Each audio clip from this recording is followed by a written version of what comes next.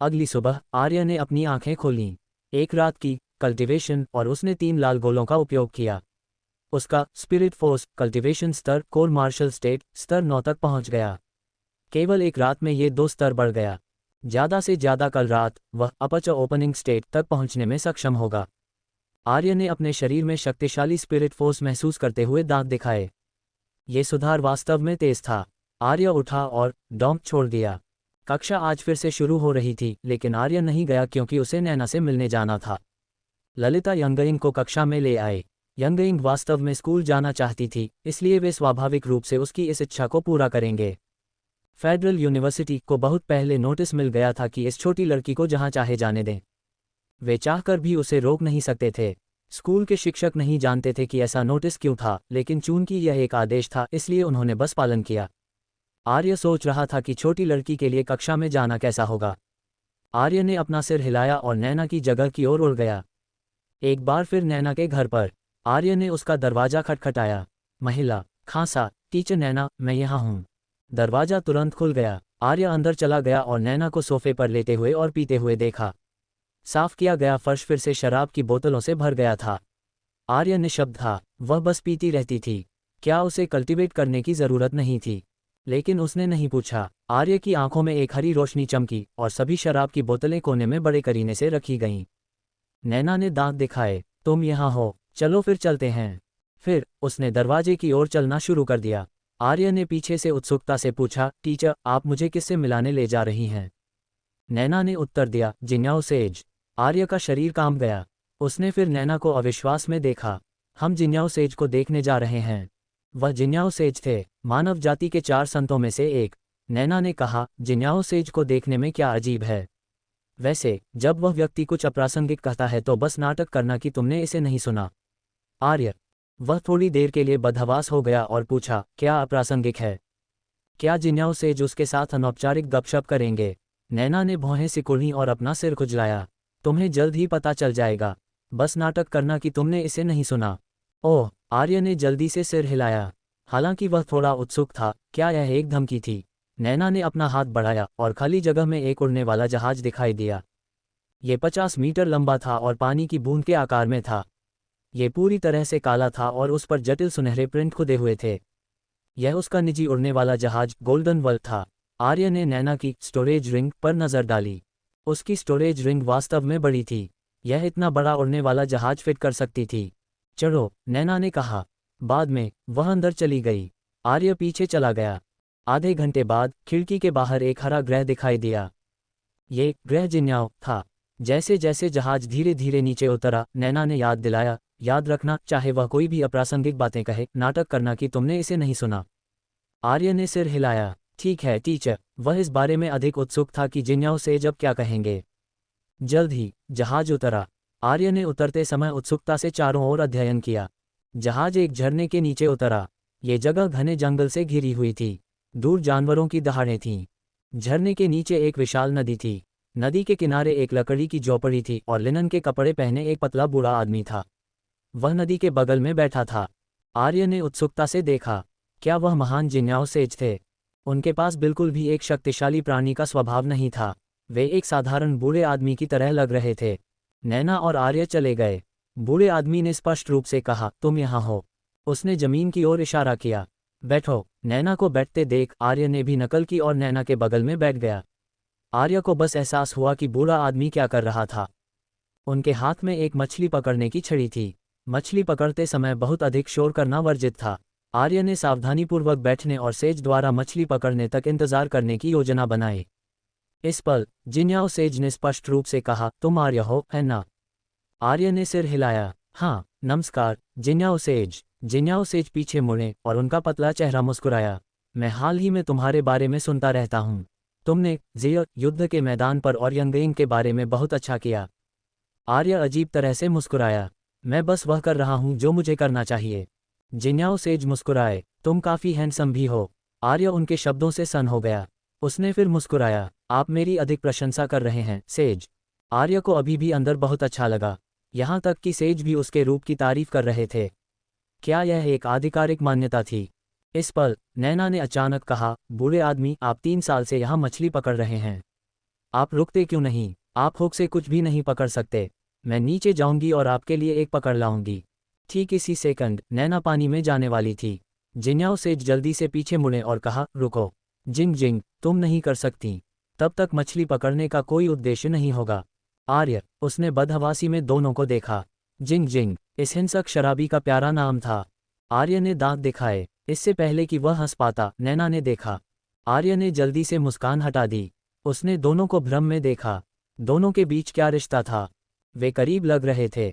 नैना बैठ गई और जिन्याओ सेज की ओर इशारा किया। मेरे पूर्वज। आर्य, उसने दोनों को अविश्वास में देखा। वह जानता था कि उसका परिवार अच्छा था, लेकिन उसे उम्मीद नहीं थी कि यह इतना अच्छा था। एक संत का वंशज, एक संत जो जीवित था।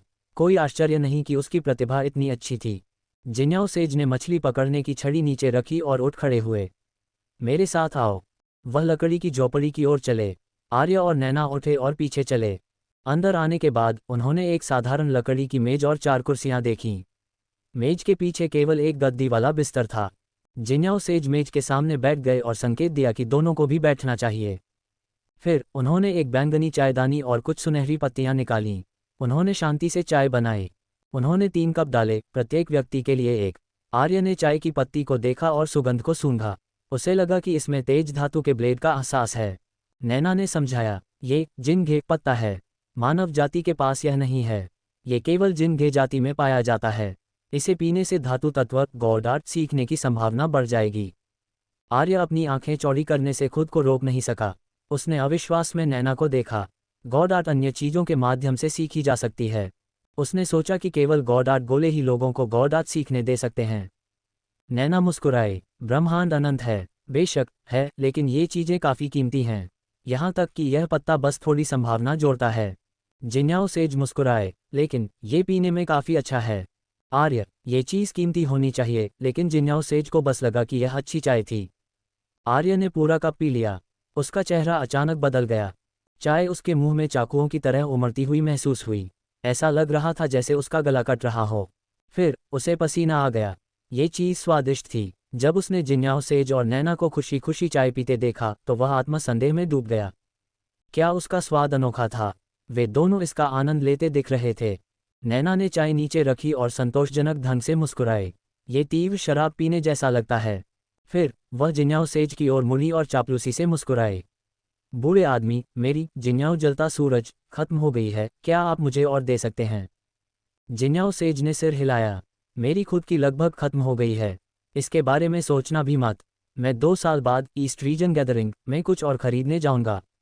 आर्य, ये 2 शराबी। अपने पूर्वज द्वारा अपने अनुरोध को अस्वीकार करने की बात सुनकर नैना ने निराशा में अपने होंठ फुलाए। जिन्याओ सेज ने आह भरी। अगर मुझे पहले पता होता तो मुझे तुम्हें बचपन में पीना नहीं सिखाना चाहिए था। आर्य, उसने अविश्वास में जिन्याओ सेज को देखा। तो अपराधी आप थे। यह आपकी गलती थी कि प्यारी छोटी लड़की एक शराबी बन गई। जिन्याओ सेज ने फिर कहा, अब खुद को देखो, तुम एक प्रेमी भी नहीं ढूंढ सकती। तुम्हें पीना और लड़ना पसंद है। तुम बहुत आलसी हो। आह। उन्हें बुरा लगा और उन्होंने नैना को निराशा में देखने से पहले पूरा कप पी लिया। ऐसा लगता है कि मौत तक भी मैं जिंग जिंग के बच्चे को नहीं पकड़ पाऊंगा। नैना ने इसे भावहीन होकर सुना, जैसे कि उसे इसकी आदत थी। आर्य हंसना चाहता था, लेकिन वह पिटने से डरता था। उसे आखिरकार समझ आया कि वह किस बारे में बात कर रही थी। नैना ने भावहीन होकर कहा, बूढ़े आदमी, आप बहुत ज्यादा सोचते हैं। आपके पास अभी भी 1000 साल बाकी हैं। जिन्याओ सेज ने दांत दिखाए। बहुत लंबा नहीं। आखिरकार हम सामान्य साधनों के माध्यम से संत नहीं बने। हमारे पास केवल लगभग 2000 साल बचे हैं। फिर उन्होंने आर्य को देखा और मुस्कुराए। मानव जाति का भविष्य तुम लोगों पर निर्भर करेगा। नैना की आंखों में उदासी चमक उठी और फिर उसने नाटक किया कि कुछ नहीं हुआ। लेकिन आर्य की आंखें चौड़ी हो गईं। जिन्याओ सेज, आप। जिन्याओ सेज ने अपना हाथ हिलाया। बस मुझे बूढ़ा आदमी नैना कहो। आर्य रुका और फिर मुस्कुराया। बूढ़ा आदमी नैना, क्या आप गलत हैं? कॉस्मिक सिस्टम प्राणियों के पास इतना छोटा जीवन कैसे हो सकता है? बूढ़ा आदमी नैना हंसा। हा, आमतौर पर कॉस्मिक सिस्टम प्राणियों का जीवन काल सैकड़ों हजारों वर्षों का होता है, लेकिन हमारा समूह एक जैसा नहीं है। आर्य की आंखें चौड़ी हो गईं। उसने कुछ सोचा। कॉस्मिक सिस्टम के स्तर तक पहुंचने के लिए बड़ी मात्रा में संसाधनों की आवश्यकता होती थी। मानव जाति केवल 2000 से कम वर्षों के लिए ब्रह्मांड में प्रवेश की। मानव जाति पहले और भी कमजोर थी। सैद्धांतिक रूप से मानव जाति के पास कॉस्मिक सिस्टम स्टेट्स नहीं हो सकते थे, लेकिन 1000 साल पहले कॉस्मिक सिस्टम स्टेट्स दिखाई दिए। ये सही नहीं था। बूढ़े आदमी नैना के पतले चेहरे को देखते हुए आर्य ने पूछा, आप लोगों ने सामान्य साधनों का उपयोग करके सफलता प्राप्त नहीं की? बूढ़ा आदमी नैना ने दोस्ताना तरीके से मुस्कुराया और सिर हिलाया। उन्होंने आसमान की ओर देखा। उस समय मानव जाति ने बस एल्फ जाति से समर्थन मांगा। हमें केवल कल्टीवेशन के तरीके मिले। एल्फ जाति हमारी जाति नहीं थी और वे हमारी मदद करते नहीं रह सकते थे। हम बहुत कमजोर थे। बिना कॉस्मिक सिस्टम स्टेट वाली जाति के लिए इस कॉस्मिक रियल्म में अपनी जमीन पर कब्जा करना असंभव है। उस समय हम 12 सबसे प्रतिभाशाली बूढ़े लोगों ने एल्फ जाति के साथ एक सौदा किया। आर्य ने पूछा, क्या सौदा? बूढ़ा आदमी नैना मुस्कुराया। एल्फ जाति एक बड़ी जाति थी। उनके पास हमें कम समय में जबरदस्ती कॉस्मिक सिस्टम स्टेट तक लाने के लिए संसाधन थे। इस बीच हम उनके जीवन के डिवाइन ट्री में कॉस्मिक सिस्टम स्टेट की जीवन शक्ति डालेंगे। हमने केवल 4000 साल का जीवन रखा। हालांकि जबरदस्ती सफलता ने हमारी क्षमता का उपयोग किया, लेकिन इसने हमें अन्य जातियों के साथ लड़ने की शक्ति दी। इस सहस्राब्दी में हम हर जगह लड़े और इस क्षेत्र को प्राप्त किया। यह इसके लायक था। उन्होंने तब उदासी के साथ कहा, हालांकि 12 बूढ़े लोगों में से केवल 4 ही बचे हैं। बूढ़ा लिन भी है जो मुश्किल से जीवित है। बूढ़ा आदमी नैना बूढ़े लिन के बारे में बात करते हुए थोड़ा नाराज था। उसकी लगभग पकड़ी गई मछली पहले कॉल से डर गई थी। वे कुछ 100 वर्षों से नहीं मिले थे। वह अपने पुराने दोस्तों से मिलने नहीं जाना चाहता था। क्या वह बूढ़ा वास्तव में अकेले मरना चाहता था? आर्य, वे उस समय के सबसे प्रतिभाशाली मार्शल आर्टिस्ट थे। अगर वे सामान्य रूप से कल्टीवेट करते तो वे अब कम से कम स्टार स्टेट होते, है ना?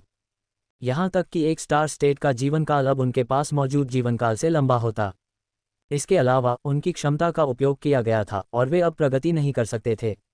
लेकिन इन संतों के बिना मानव जाति शायद अभी भी बहुत कमजोर जाति होती, है ना? पूरे ब्रह्मांड में या एल्फ कॉस्मिक रियल में एक कमजोर जाति होने के बावजूद मानव जाति निश्चित रूप से आकाशगंगा में एक शक्तिशाली जाति थी। ये सब उनके युद्धों पर निर्भर था। अगर यह वह होता तो वह शायद ऐसा नहीं कर पाता, है ना?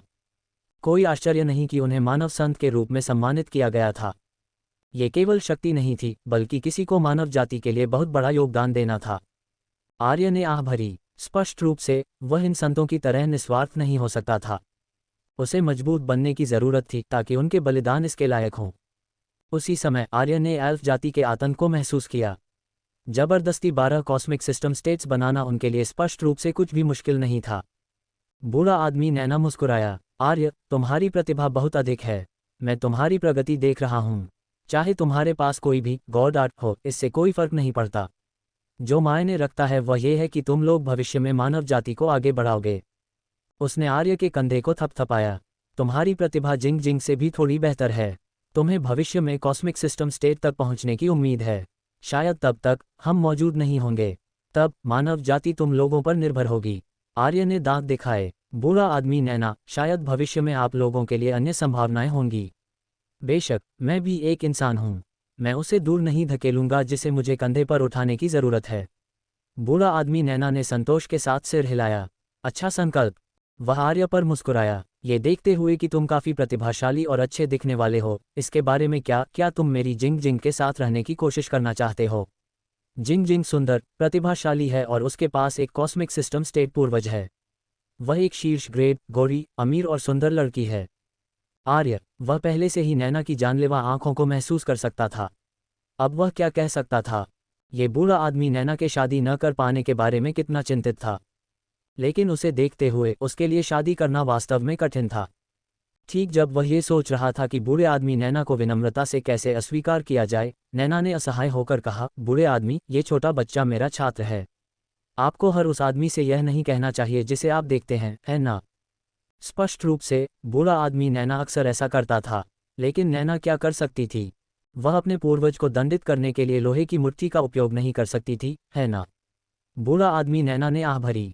मैं मरने से पहले अपनी प्यारी जिंग जिंग की शादी देखना चाहता हूँ और एक बच्चा पैदा करना चाहता हूँ। मैं प्यारे बच्चे को गले लगाना चाहता हूँ। यदि संभव हो तो बच्चे के बच्चे को गले लगाना, अन्यथा मैं शांतिपूर्ण मौत नहीं मर पाऊंगा। आर्य, नैना, क्या ये बूढ़ा आदमी दयनीय होने का नाटक कर रहा था? वह इसमें इतना धारा प्रवाह क्यों था? नैना ने अपना सिर रगड़ा। आर्य ने कुछ ऐसा सोचा जो विषय बदल सकता था। वैसे बूढ़ा आदमी नैना, वह ईस्ट रीजन गैदरिंग क्या है? बूढ़ा आदमी नैना ने समझाया। एल्फ कॉस्मिक रियल्म को केंद्रीय एल्फ डिवाइन रियल्म, साथ ही उत्तर, दक्षिण, पूर्व और पश्चिम रियल्म में विभाजित किया गया है। आकाशगंगा पूर्वी रियल्म में है। एल्फ कॉस्मिक रियल्म में एल्फ जाति के अधीन रहने वाली जातियां उतनी करीब नहीं हैं, लेकिन वे एक दूसरे पर आक्रमण नहीं करती हैं। पूर्वी रियल्म हर 5 साल में एक सभा आयोजित करता है। ये पूर्वी रियल्म में जातियों के संसाधनों का मुक्त आदान प्रदान है। बेशक केवल कॉस्मिक सिस्टम स्टेट वाली जातियों को भाग लेने का अधिकार है। आर्य ने सिर हिलाया। तो ऐसा है, एल्फ कॉस्मिक रियल्म इतना बड़ा है। एल्फ जाति के संरक्षण में कम से कम कुछ 100 जातियां रह रही होंगी। आर्य को दिलचस्पी लेते देख नैना मुस्कुराए। उसने फिर कहा, बच्चे, इसके बारे में सोचना भी मत। आमतौर पर 4 संत मोर्टल इवोल्यूशन स्टेट प्रोडिजी को लाते हैं जो चरम चरण में थे, और प्लेनेटरी स्टेट प्रोडिजी जिनके पास हाल ही में सफलता थी, दुनिया को देखने जाने के लिए। जो लोग प्लेनेटरी स्टेट में टूट गए, वे आमतौर पर बाहर जाने और एक परीक्षण में भाग लेने का विकल्प चुनते थे। ये तब उनके लिए एक अभ्यास बन जाता है। 2 साल बाद तुम निश्चित रूप से इस स्तर तक नहीं पहुंच पाओगे, लेकिन अपनी प्रतिभा के साथ तुम्हें अगली बार जाने में सक्षम होना चाहिए। जिन्याओ सेज ने मुस्कान के साथ सिर हिलाया। जिंग जिंग बस कुंद थी, लेकिन ये सच है। आर्य का मुंह हैंग गया। ये 2 लोग उसे कम आंक रहे थे। उड़ान भरने के बाद उसने गॉड आर्ट बॉस को मार डाला और फिर एक अधिपति बॉस को। इसके अलावा वह मोर्टल एवोल्यूशन स्टेट मानचित्र पर गया और भी मजबूत बॉस को मार डाला। 2 साल के भीतर वह चाहे जो भी हो, मोर्टल एवोल्यूशन स्टेट के चरम पर पहुंचने वाला था। वह एक ठंडा और निर्दय जंगलर था। वह कभी हार मानने वाला नहीं था। आर्य 2 साल बाद वापस आने और उन्हें शर्मिंदा करने की योजना बना रहा था। ये देखकर कि आर्य कैसे असहमत था, जिन्याओ सेज मुस्कुराए। युवा लोगों को प्रतिस्पर्धी दिल की जरूरत थी। वह मुस्कुराए। बच्चे, हालांकि तुम ईस्ट रीजन गैदरिंग में जगह नहीं बना सकते, फिर भी अगले साल 4 रेस सोशल गैदरिंग है। इस बार यह मानव जाति द्वारा आयोजित किया जा रहा है। तुम्हें वहां मानव जाति की महिमा दिखाने की जरूरत है। 4 रेस सोशल गैदरिंग। आर्य बदहवास हो गया। नैना मुस्कुराए। मैं इसके बारे में भूल गई थी। ये वास्तव में जल्द ही हो रहा है। यह क्या है? आर्य ने निशब्द होकर नैना को देखा। नैना ने समझाया, हालांकि पूर्वी क्षेत्र में जातियां एक दूसरे पर हमला नहीं करती हैं, लेकिन भीतर समूह भी हैं। हम पास के पंख वाली जाति, बर्बर जाति और गोल जाति के साथ जुड़े हुए हैं। हर ईस्ट रीजन गैदरिंग से पहले साल हम मेलजोल करेंगे। बेशक युवा पीढ़ी प्रतिस्पर्धा करेगी। नैना मुस्कुराए। जब मैं स्कूल में थी तो मैं 4 रेस टूर्नामेंट में पहले स्थान पर आई थी। आर्य ने नैना के दिखावा करने की कोशिश को नज़रअंदाज कर दिया। ये बस पहले स्थान पर आना था। वह भी वही कर सकता था। जिन्याओ सेज मुस्कुराए। इन 3 जातियों में से पंखवाली और बर्बर जाति पुरानी शक्तियां हैं। गोल जाति हमारी तरह एक नई जाति है। जिन्याओ सेज ने एक अजीब मुस्कान दिखाई। पंखवाली और बर्बर जाति प्राचीन काल में पृथ्वी पर आई थीं। वे उस समय मिथक थे। आर्य का चेहरा अजीब हो गया। उसने पंखवाली जाति को नहीं देखा था, लेकिन उसने बर्बर जाति को पहले देखा था। अपचा ओपनिंग स्टेट बर्बर 5 मीटर लंबे थे। क्या वे प्राचीन पृथ्वी के दिग्गज थे?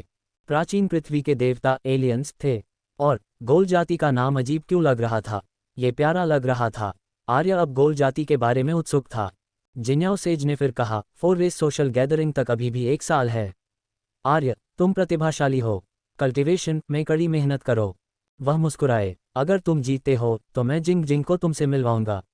आर्य। नैना। यह आदमी कितना चाहता था कि नैना शादी करे। इसके अलावा वह अन्य पुरस्कार चाहता था। क्या वह उसे घोटाला करने की कोशिश कर रहा था? पुरस्कारों के बारे में सोचते हुए आर्य को 100 मिलियन शैक्षणिक क्रेडिट याद आए और इस प्रकार पूछा, बूढ़ा आदमी नैना, दाओ आत्मज्ञान कक्ष क्या करता है? मैं सोच रहा हूं कि मुझे पुरस्कृत शैक्षणिक क्रेडिट के साथ क्या खरीदना चाहिए। जिन्याओ सेज ने समझाया। दाओ आत्मज्ञान कक्ष एक छोटे से क्षेत्र में दाओ आत्मज्ञान पत्थर की शक्ति को छोड़ता है, जिससे अंदर के लोगों की सीखने की क्षमता बढ़ जाती है। उसी समय ये सार्वभौमिक कानूनों को स्पष्ट कर देगा। ये गॉड आर्ट सीखने के लिए बहुत फायदेमंद है। बेशक अंदर डिवाइन आर्ट कल्टीवेट करना भी बहुत उपयोगी है। नैना ने भौहें सिकोड़ी। बच्चे, क्या तुमने पहले ही हवा के पंख नहीं खरीदे थे? मैंने देखा है कि तुमने इसका एक हिस्सा महारत हासिल कर लिया है। तुम एक और डिवाइन आर्ट क्यों चाहते हो? तुम्हें कल्टीवेशन पर ध्यान केंद्रित करने की आवश्यकता है। आर्य ने अपना सिर खुजलाया और कहा, ओम, मैंने अपने हवा के पंखों को पहले ही साकार कर लिया है। थोड़े और समय के साथ मैं शायद इसे और सही कर सकता हूँ। नैना। उसने अविश्वास में आर्य को देखा। इस बच्चे के पास 10 दिनों से भी कम समय के लिए हवा के पंख डिवाइन आर्ट थी, है ना? वह इतनी जल्दी पूर्णता तक पहुँचने वाला है। यहाँ तक कि उसे समान कठिनाई की डिवाइन आर्ट कल्टीवेट करने में 1 महीना लगेगा। अंतर इतना बड़ा था। जिन्याओ सेज ने भ्रम में पूछा, क्या हुआ? नैना ने जिन्याओ सेज को हवा के पंखों के बारे में बताया। यहाँ तक कि उनके चेहरे पर एक अजीब अभिव्यक्ति दिखाई दी।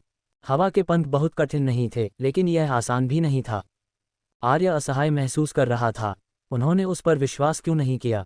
आर्य की आंखों में एक हरी रोशनी चमकी और हवा तत्व से बने पंखों की एक जोड़ी साकार हो गई। उसकी पीठ पर पंख बहुत अलग थे। नैना और जिन्याओ सेज दोनों के मुंह फड़क गए। ये बच्चा वास्तव में इसे सीखने में कामयाब रहा। नैना और भी निशब्द थी। उसने व्यक्तिगत रूप से उसके लिए डिवाइन आर्ट खरीदी थी। इसने उसे थोड़ा चोट पहुंचाई। जिन्याओ सेज ने दुनिया देखी थी। वह एल्फ जाति के ग्रह पर भी गए थे। वहां कोई भी यादृच्छिक प्रोडिजी बहुत भयानक था। साधारण एल्फ योद्धा अधिकांश मानव प्रोडिजी से ज्यादा मजबूत था। वह मुस्कुराए। हवा के पंख हवा और बिजली के पंख का एक अलग हिस्सा है। दूसरी ओर हवा और बिजली के पंख विंड एंड लाइटनिंग सेज की हस्ताक्षर चाल थी।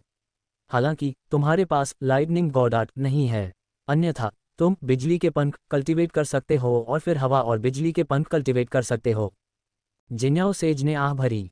विंड एंड लाइटनिंग सेज उन 7 संतों में से एक थे जो युद्ध में मारे गए थे। आर्य ने अपना सिर खुजलाया। मेरे पास लाइटनिंग गॉड आर्ट है। मैंने बिजली के पंख भी सीख लिए हैं। ये भी पूर्णता के बहुत करीब है। अभी मैं हवा और बिजली के पंख सीख रहा हूँ। क्या ऐसा करने के लिए उसे पीटा जाएगा? नैना पहले से जानती थी कि उसके पास लाइटनिंग गॉड आर्ट थी, लेकिन वह जिन्याओ सेज को बताने की योजना नहीं बना रही थी। आर्य को लगा कि यह ठीक है। जिन्याओ सेज मानव जाति के लिए अपने भविष्य का बलिदान कर सकते थे। स्पष्ट रूप से वह उसकी प्रतिभा के कारण उसे नहीं दबाएंगे। वैसे भी उसकी खरीद के रिकॉर्ड थे। जिन्याओ सेज, नैना, उन्होंने शर्मिंदा आर्य को देखा और पेट दर्द महसूस किया। नैना जानती थी कि आर्य के पास लाइटनिंग गॉड आर्ट थी, लेकिन वह नहीं जानती थी कि इस बच्चे ने पहले से ही बिजली के पंख और यहाँ तक कि हवा और बिजली के पंख कल्टीवेट करना शुरू कर दिया था। ये बच्चा बहुत प्रतिभाशाली था। 10 दिन और वह पहले से ही हवा और बिजली के पंख कल्टीवेट कर रहा था। नैना नाराज महसूस कर रही थी। जब वे वापस जाएंगे तो वह उसे पीट देगी। अपनी स्थिति के बारे में सोचते हुए उसे अभी भी स्टार क्रिपलिंग पंच सीखने की जरूरत थी। आर्य की गति ने जिन्याओ सेज को एल्फ प्रोडिजी की याद दिला दी। उनकी आंखों में उम्मीद चमक उठी। 4 दिव्य के पास केवल 2000 वर्ष थे। वे चिंतित थे कि क्या इस समयावधि के भीतर अभी भी कॉस्मिक सिस्टम स्टेट्स होंगे। यदि नहीं, तो मानव जाति एक बड़ी आपदा में समाप्त हो जाएगी। लेकिन अब आर्य के साथ वास्तव में उम्मीद हो सकती है। हालांकि आर्य अभी कमजोर था, लेकिन उसकी प्रगति की गति को देखते हुए उम्मीद पहुंच के भीतर हो सकती है। वह उत्साहित कैसे नहीं हो सकते थे? वह मूल रूप से सोच रहे थे कि क्या उन्हें संसाधनों के मामले में आर्य को विशेषाधिकार देना चाहिए। लेकिन उन्हें याद आया कि आर्य को स्कूल आते ही 100 मिलियन शैक्षणिक क्रेडिट मिले थे। आर्य को इसकी जरूरत नहीं थी, लेकिन आर्य को एक प्रोडिजी के विशेषाधिकार की आवश्यकता थी। कम से कम वह गुप्त रूप से उसकी रक्षा के लिए लोगों को भेज सकते थे। इस बारे में सोचते हुए जिन्याओ सेज हंसे। हा, बढ़िया, बहुत अच्छा। आर्य, तुम काफी प्रतिभाशाली हो। देखो तुम्हें किस डिवाइन आर्ट की जरूरत है। मैं तुम्हें छूट दूंगा। जो भी संसाधन तुम खरीदते हो, तुम्हें 20% की छूट मिलेगी। उसी समय तुम्हारा सम्मान बिल्ला स्तर 2 तक बढ़ा दिया गया है। वह वास्तव में आर्य को सीधे यंग ड्यूक में पदोन्नत करना चाहते थे, लेकिन आर्य की शक्ति बहुत कमजोर थी। एक यंग ड्यूक के रूप में वह हत्याओं का लक्ष्य होगा। मिशन बहुत कठिन होंगे। वह बोझ वर्तमान आर्य के लिए बहुत भारी था। जिन्याओ सेज ने आर्य को देखा और गंभीरता से कहा, आर्य, तुम्हें याद रखने की जरूरत है कि मैं क्या कहूंगा। सभी संसाधन जो तुम खरीदते हो और जो डिवाइन आर्ट तुम उपयोग करते हो, उन्हें मनुष्यों द्वारा उनके जीवन के साथ वापस लाया जाता है जिन्होंने आकाशगंगा के बाहर उद्यम किया था। चाहे तुम भविष्य में किसी भी स्तर पर पहुंचो, एक इंसान के रूप में हमारी जाति को निराश मत करना। आर्य सन्न रह गया। वह बस कुछ सलाह चाहता था और फिर भी इतना अप्रत्याशित इनाम था। जिन्याओ सेज के गंभीर चेहरे को देखकर आर्य ने सिर हिलाया और मुस्कुराया। मुझे पता है। शब्दों की तुलना में कार्यों के साथ दिखाना बेहतर था। जब आर्य ने सिर हिलाया तो जिन्याओ सेज ने संतोषजनक मुस्कान दिखाई। कम से कम आर्य के पिछले प्रदर्शन ने सभी उच्चस्तरीय अधिकारियों को बहुत खुश कर दिया था। अगर आर्य ने दिखाया होता कि वह केवल अपनी परवाह करता है और जाति की नहीं, तो अब स्थिति अलग होती। जिन्याओ सेज एक बार फिर मुस्कुराए। आर्य, तुम जिंग जिंग के बारे में क्या सोचते हो? बूढ़े आदमी, 3 बार, तीसरी बार सीमा से परे है। जिन्याओ सेज अपना वाक्य पूरा भी नहीं कर सके। नैना ने उससे पहले ही क्रोधित हो गई। वह एक अद्वितीय शक्तिशाली प्राणी बनने के लिए किस्मत में थी। मानव जाति की रक्षा उसके द्वारा की जाएगी। रिश्ता रखना क्या था? दूसरी ओर आर्य के पेट में दर्द होने लगा। बूढ़ा आदमी नहीं रुका। कोई आश्चर्य नहीं कि वह उग्र हो गई। उसे आखिरकार एहसास हुआ कि नैना का चेहरा आने से पहले ऐसा क्यों था। जिन्याओ सेज ने आह भरी। तुम और आर्य बहुत प्रतिभाशाली हो। तुम्हारा बच्चा निश्चित रूप से एक बेहद प्रतिभाशाली प्रोडिजी होगा। वह शायद वास्तव में एक शक्तिशाली प्राणी बन जाएगा। नैना ने एक भौं उठाए। मैं एक शक्तिशाली प्राणी बनूंगी। मैं इस उम्मीद को संयोग पर नहीं छोड़ूंगी। भले ही उसका कोई बच्चा होता, वह अपने बच्चे को ये दबाव कैसे सहने दे सकती थी। जिन्याओ सेज ने अपना सिर हिलाया। वह कभी जवान थे और जानते थे कि इन चीज़ों को मजबूर नहीं किया जा सकता है। शायद ये स्वाभाविक रूप से होगा। उन्होंने आर्य को गंभीरता से देखा। आर्य, हालांकि तुम प्रतिभाशाली हो और हम तुम्हें वह विशेषाधिकार देंगे जिसके तुम हकदार हो, फिर भी तुम्हें मिशनों में भाग लेने की आवश्यकता है। ये तुम्हारी जिम्मेदारी है। डॉन सिस्टम के छात्र प्रत्येक क्षेत्र में भविष्य के सहायक स्तंभ बनने के लिए तैयार थे। यह विशेष रूप से फेडरल यूनिवर्सिटी के छात्रों के लिए मामला था। यह उनकी जिम्मेदारी थी। आर्य मुस्कुराया। चिंता मत करें बूढ़े आदमी नैना, मुझे पता है। ये देखकर जिन्याओ सेज का चेहरा थोड़ा हल्का हो गया। लेकिन मिशन है। तुम्हारा जीवन बहुत कीमती है। यदि तुम कोई मिशन पूरा नहीं कर सकते तो अगली बार भी है। यदि तुम अपनी जान गंवा देते हो तो कोई उम्मीद नहीं है। आर्य उनके शब्दों से बदहवास हो गया। उसने जिन्याओ सेज की चिंतित आंखें देखीं। वह जानता था कि यह उसकी प्रतिभा के कारण था, लेकिन आर्य को अभी भी गर्मजोशी महसूस हुई। उसने सिर हिलाया और मुस्कुराया। मैं समझता हूँ। इस पल जिन्याओ सेज को कुछ याद आया और गंभीरता से कहा, अब से अपनी सारी शक्ति मत दिखाना। हालांकि उच्च स्तरों के बीच अन्य जातियों के कोई जासूस नहीं हैं, लेकिन अगर तुम एक उच्च प्रोफाइल रखोगे तो ये खबर अन्य जातियों तक पहुंच जाएगी। तब और अधिक व्यक्ति तुम्हें निशाना बनाएंगे। आर्य ने सिर हिलाया। यह उसे बाघ को खाने के लिए सूअर की तरह काम करने के लिए मजबूर कर रहा था। लेकिन उसके जितना मजबूत होने के कारण यह अजगर को खाने के लिए बाघ की तरह काम करने जैसा था। कितना दिलचस्प। आर्य कोशिश करना चाहता था। जिन्याओ सेज सही थे। वह निशाना नहीं बनना चाहता था। वह खुशी से खेती करना चाहता था और फिर एक बार जब वह पूरी तरह से सुसज्जित हो जाएगा तो वह इन छोटे बच्चों को एक ही बार में काट लेगा। ये देखकर कि आर्य कितना समझदार था, जिन्याओ सेज मुस्कुराए। फिर उन्होंने कहा, दाओ आत्मज्ञान कक्ष में परसों केवल एक अतिरिक्त कमरा होगा। तुम लोग पहले वापस जा सकते हो। जहां तक तुम क्या खरीदना चाहते हो और तुम्हारी कल्टीवेशन और गॉड आर्ट का सवाल है, तुम जिंग जिंग से पूछ सकते हो। अभी के लिए वह अभी भी तुम्हें सिखा सकती है। बाद में मैं तुम्हें व्यक्तिगत रूप से सिखाऊंगा। हालांकि दोनों एक दूसरे में दिलचस्पी नहीं ले रहे थे, जिन्याओ सेज को उम्मीद थी कि उनके पास एक साथ अधिक समय होगा। आर्य ने सिर हिलाया। ठीक है, धन्यवाद बूढ़े आदमी नैना। जिन्याओ सेज ने अपना हाथ हिलाया। मुझे बूढ़ा आदमी कहना ठीक रहेगा। आर्य, नैना। नैना की जानलेवा नज़र के तहत आर्य का मुंह हेट गया। उसने सूखीपन से कहा, धन्यवाद बूढ़े आदमी। नैना की तुलना में एक संत अधिक भयानक था। जिन्याओ सेज ने खुशी से सिर हिलाया। ठीक है, तुम लोग जा सकते हो। युवा लोगों को अधिक संवाद करना चाहिए। दोनों एक बार फिर निशब्द थे। नैना ने कहा, बूढ़े आदमी, हम पहले जा रहे हैं। वह तुरंत चली गई। अगर वह रहती तो वह केवल गुस्से से फट जाती। वह भविष्य की मार्शल देवी थी। आर्य ने जल्दी से पीछा किया। छोटी लकड़ी की झोपड़ी में जिन्याओ सेज ने आह भरी। उनके हाथ में एक तस्वीर दिखाई दी। तस्वीर में 12 युवा पुरुष और महिलाएं थीं। वे जीवंत रूप से और गर्व से मुस्कुराए। वे उस समय मानव जाति का गौरव, 12 सबसे मजबूत प्रोडिजी और यंग ड्यूक्स की पहली पीढ़ी थे। मानव जाति के लिए उन्होंने एल्फ डिवाइन रियल्म में जबरदस्ती सफलता प्राप्त करने के लिए खुद को और अपने भविष्य का बलिदान कर दिया। क्या उन्हें इसका पछतावा था? बेशक। किसी और ने ऐसा क्यों नहीं किया? उन्हें ऐसा क्यों करना पड़ा? लेकिन कुछ चीजें अगर कोई नहीं करता तो कौन करता? साथ ही उनकी प्रतिभा के साथ उन्हें सबसे बड़ी वृद्धि मिलेगी। जिन्याओ सेज के पतले हाथ ने तस्वीर पर रगड़ा। उनकी आंखें गहरी लग रही थीं, जैसे अतीत को याद कर रही हों। अंततः उनकी उंगली एक खूबसूरत काले बालों वाली महिला पर समाप्त हुई जो नैना के समान दिख रही थी। युनशी, मुझे तुम्हारी याद आती है। भाइयों और बहनों, चिंता मत करो। जब तक हम 5 पुरानी चीजें जीवित हैं, मानव जाति का सफाया नहीं किया जाएगा। आज एक बच्चा आया। वह पहले हमारे जैसा ही लग रहा था, लेकिन उसका वातावरण हमारे से बहुत बेहतर है। उम्मीद है वह मानवता का भविष्य ले जा सकता है। झोपड़ी के बाहर नैना एक शक्तिशाली बल के साथ चली। आर्य असहाय होकर पीछे चल रहा था। वह चिंतित था। उसने जिन्याओ सेज को बूढ़ा आदमी कहा। क्या वह उसे पीटेगी? क्या उसे 2 दिनों के लिए यहाँ रहना चाहिए? लेकिन बूढ़े आदमी के गंभीर चेहरे के बारे में सोचकर आर्य ने उसका अनुसरण करना चुना। जहाज पर वापस जाने पर आर्य ने नैना को सोफे पर बैठे देखा। वह भावहीन थी।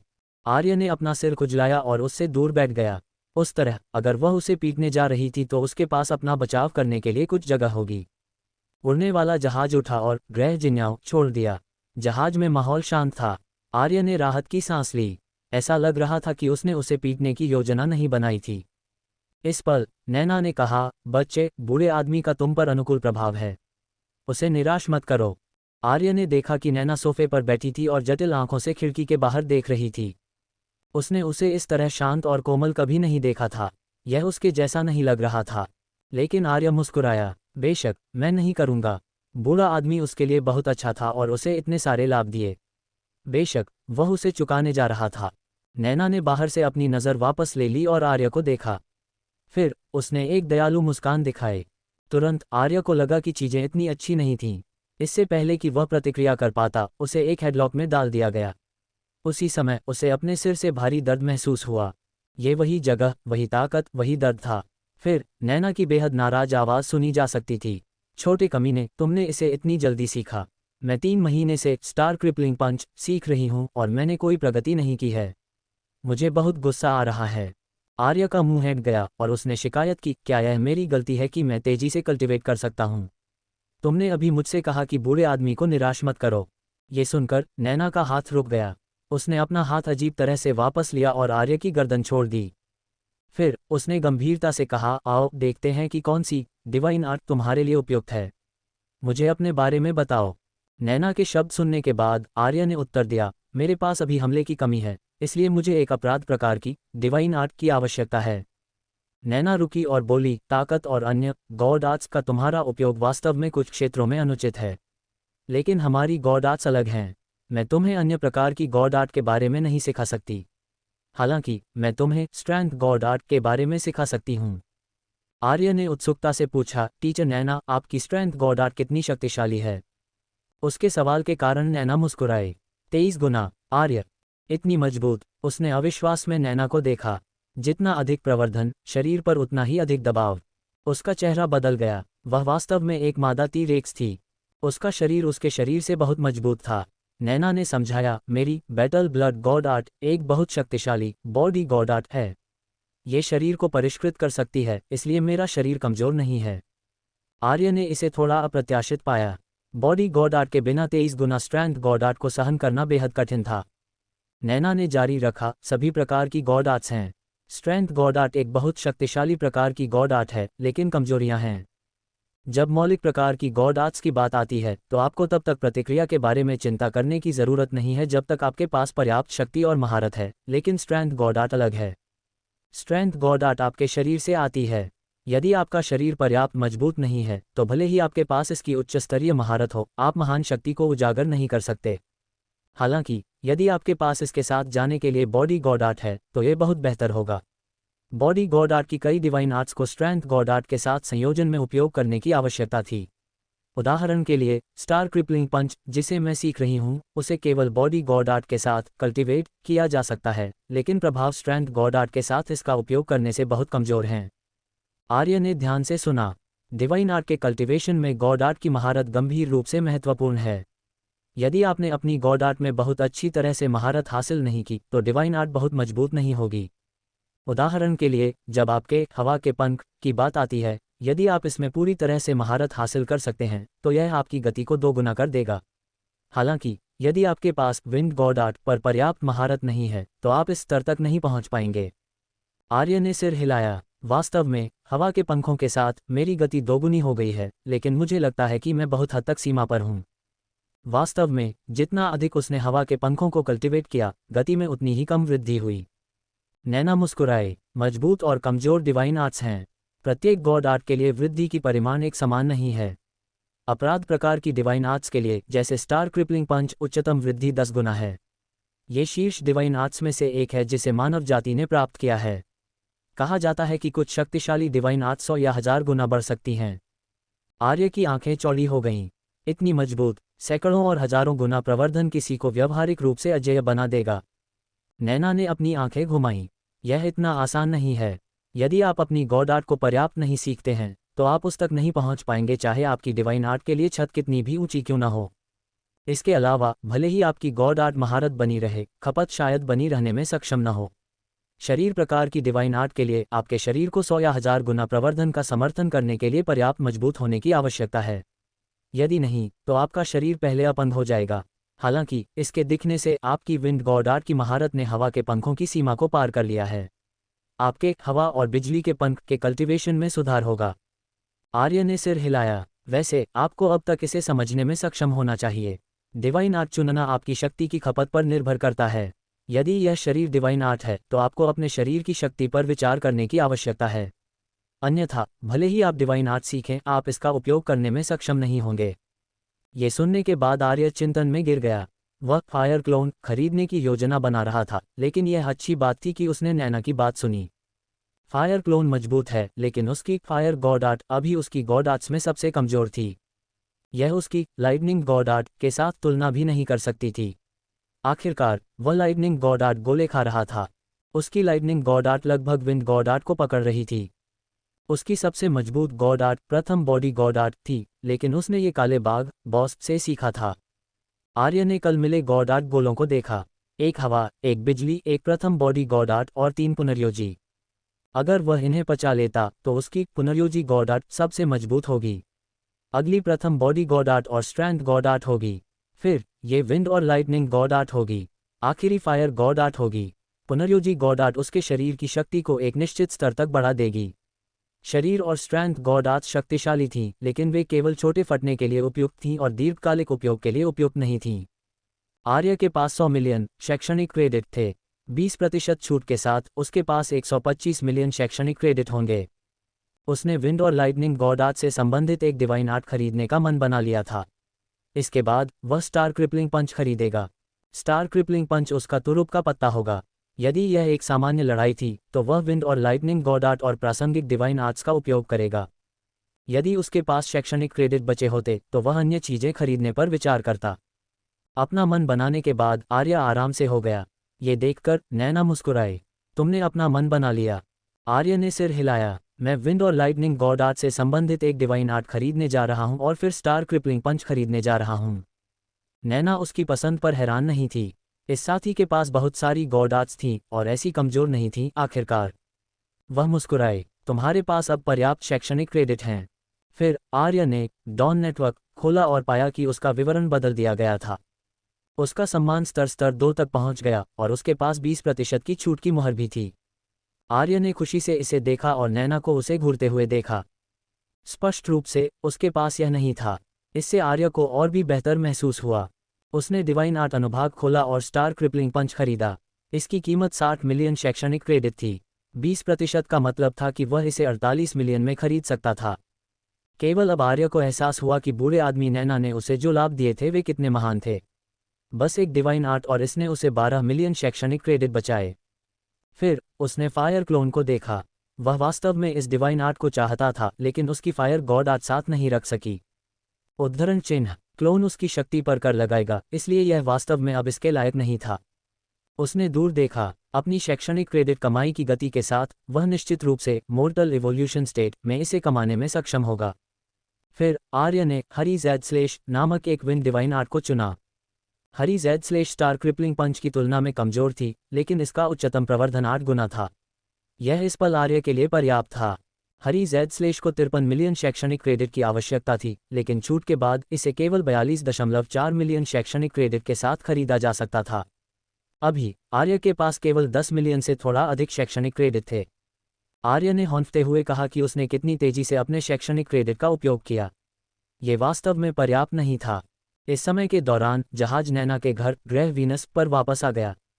ठीक जब आर्य वापस जाने की योजना बना रहा था, नैना ने उसे रोक दिया। नैना मुस्कुराए। अगले 2 दिनों में तुम्हें और ललिता को दिन के दौरान आना चाहिए। यदि तुम्हारे पास कल्टीवेशन की कोई समस्या है तो मैं तुम लोगों को सिखाऊंगी।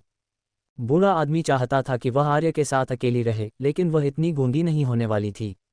वह ललिता को भी ले आएगी। ये देखकर कि नैना कितनी उत्साहित थी, आर्य का मुंह हैंग गया। वह निश्चित रूप से उसे पीटना चाहती थी। जब वह मजबूत हो जाएगा तो उसे इस शराबी को दिखाना होगा कि वह कितना शक्तिशाली है। उसने सिर हिलाया और मुस्कुराया। ठीक है, ये देखकर नैना मुस्कुराई। ये केवल दोपहर के भोजन का समय है, हम अब कल्टीवेशन शुरू करेंगे। रुको, मैंने अभी तक दोपहर का भोजन नहीं किया है। क्या तुम खाना बना सकते हो? उद्धरण चिन्ह डॉट डॉट डॉट। नहीं, बढ़िया, मैं भी नहीं कर सकती। तो हम क्या खा रहे हैं? चलो नहीं खाते। वह सही लग रही थी। आर्य निशब्द हो गया। इस पल नैना ने कहा, थोड़ी शराब पीने के बारे में क्या? आकाश को अंधेरा होते देख आर्य ने अपना सिर रगड़ा और बेजान होकर अपने डॉम में वापस उड़ गया। आज दोपहर उसका माथा उसके लगातार झटके से चोटिल हो गया था। हालांकि ये दर्दनाक था, लेकिन उसने बहुत कुछ हासिल किया। उसने कल्टीवेशन और स्ट्रेंथ गॉड आर्ट के उपयोग के बारे में काफ़ी कुछ सीखा। अब 8 गुना स्ट्रेंथ गॉड आर्ट का उपयोग करने पर उसका शरीर नहीं टूटेगा। अपनी शक्ति को केंद्रित करना थोड़ा मुश्किल था, उसे बस और अभ्यास करने की ज़रूरत थी। आर्य अपने डॉम में आया और यंगइन को बांस के जंगल में उकड़ू बैठे देखा। वह उत्सुक था, इसलिए उसने देखा। अचानक यंगइन ने अपने सबसे करीब बांस को काट लिया।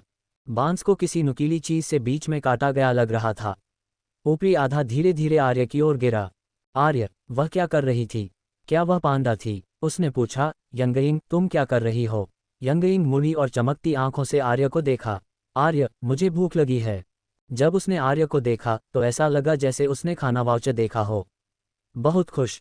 आर्य, उसने उस समय खाने से पहले कभी नहीं खाया, है ना? वह पहले भूखी क्यों नहीं थी? उसने असहाय होकर यंगइन का सिर रगड़ा। ललिता कहाँ है? बहन ललिता अपने कमरे में है। ऐसा लगता है कि उसके कमरे में कोई शक्ति चल रही है।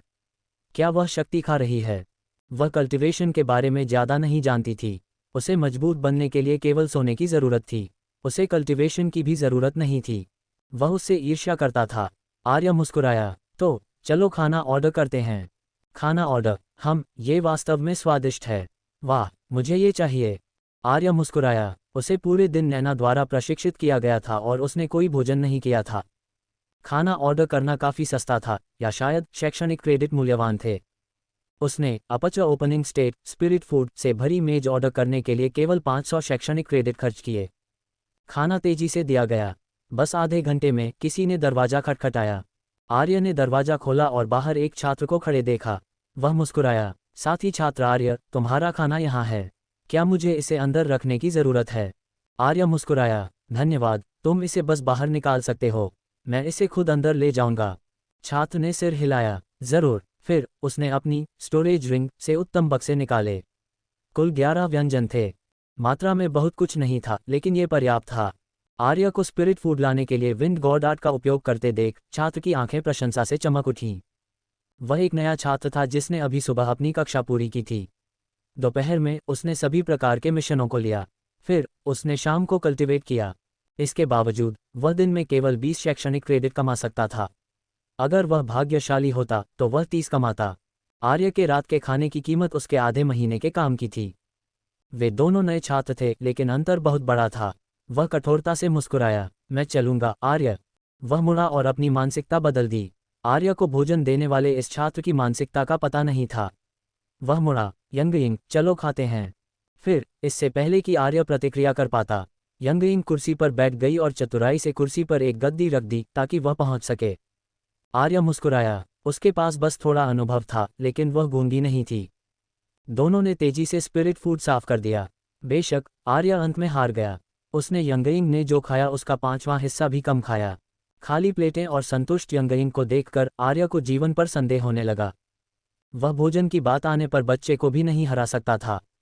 उसने असहाय होकर आह भरी, यंगइंग का तेलिया मुंह साफ किया और मेज साफ करना शुरू कर दिया।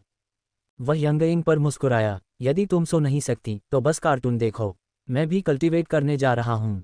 यंगइंग ने आज्ञाकारी रूप से सिर हिलाया। वह आज कक्षा में गई थी। हालांकि वह वास्तव में सामग्री को नहीं समझती थी, लेकिन वह जानती थी कि आर्य और बहन ललिता व्यस्त थे। वह उन्हें परेशान नहीं करने वाली थी। वह सोफे पर बैठ गई और कार्टून देखने लगी। ये देखकर आर्य मुस्कुराया और अपने कमरे में ऊपर चला गया।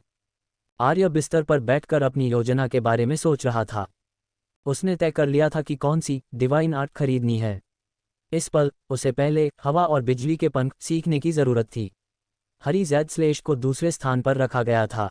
आखिरकार उसकी विंड गॉड आर्ट बुरी नहीं थी। ये हमले का उसका सामान्य साधन हो सकता था। तदनुसार आखिरी स्टार क्रिपलिंग पंच होगा। डिवाइन आर्ट्स को कल्टीवेट करते समय दाव आत्मज्ञान कक्ष और अपने बैंगनी प्रकाश गोले का उपयोग करने से सर्वोत्तम परिणाम प्राप्त होंगे। अगले 2 दिनों में आर्य ललिता के साथ दिन के दौरान महिला शराबी की जगह गया और रात में लाल गोलों का उपयोग किया। आर्य ने अपनी आंखें बंद कर लीं और पॉकेट हंटिंग डायमेंशन में चला गया। वह कल जो हुआ उसके बारे में बहुत उत्सुक था। क्या वह खरगोश मर गया या 4 अधिपति मर गए? संदेह से भरा आर्य एक बार फिर पॉकेट हंटिंग डायमेंशन में दिखाई दिया। वह जगह जहां वह पहली बार दिखाई दिया था वह 5 मीटर से अधिक लंबी घास का एक पैच था। आर्य की मानसिक शक्ति ने परिवेश को स्कैन किया और कुछ भी असामान्य नहीं देखा, इसलिए वह गुप्त रूप से वापस उड़ गया। लगभग 100 मीटर ऊंचाई पर आर्य ने चारों ओर देखा। उसने जो कुछ भी देखा वह हरी भरी घास थी। ज्यादा दूर आगे लड़ाई नहीं थी, लेकिन ये केवल कोर मार्शल स्टेट जानवरों की लड़ाई थी। उनके गोले अब उसके लिए बेकार थे। हर जगह शांति और सद्भाव था। ऐसा लग रहा था कि कल कयामत बस एक सपना था। आर्य ने आह भरी। उसे कुछ अच्छा मजा याद आ रहा था। वह फिर जमीन पर उतर गया। हवा में उड़ने वाले बॉस द्वारा पकड़े जाना आसान था। गड़गड़ाहट। इस पल एक दूर गड़गड़ाहट की आवाज़ थी। इस आवाज़ ने आर्य को देखने के लिए मजबूर किया। वह चौंक गया। अभी स्पष्ट रूप से केवल 2 चीख थीं, लेकिन उसे 4 गॉड-आर्ट्स महसूस हुईं। ची की शक्ति 50 अपच के साथ अपच ओपनिंग स्टेट के आसपास पहुंच गई थी। ये कैसे संभव था? यहाँ तक कि उन जानवरों को भी इतना मजबूत नहीं होना चाहिए था जिन्होंने गॉड-आर्ट शॉट्स को निगल लिया था। 4 गॉड-आर्ट्स क्यों थीं? आर्य लड़ाई की ओर उड़ गया। यह उसकी मूल स्थिति से सिर्फ 40 किलोमीटर दूर था। आर्य के लिए, जिसकी गति सुपरसोनिक थी, इसमें 1 मिनट से भी कम समय लगा। आर्य ने 2 जानवरों को लड़ते देखा। एक गहरे रंग की विशाल बिल्ली थी। उसका शरीर बिजली से चमका। दूसरा एक हरे रंग का काला धब्बेदार तेंदुआ था।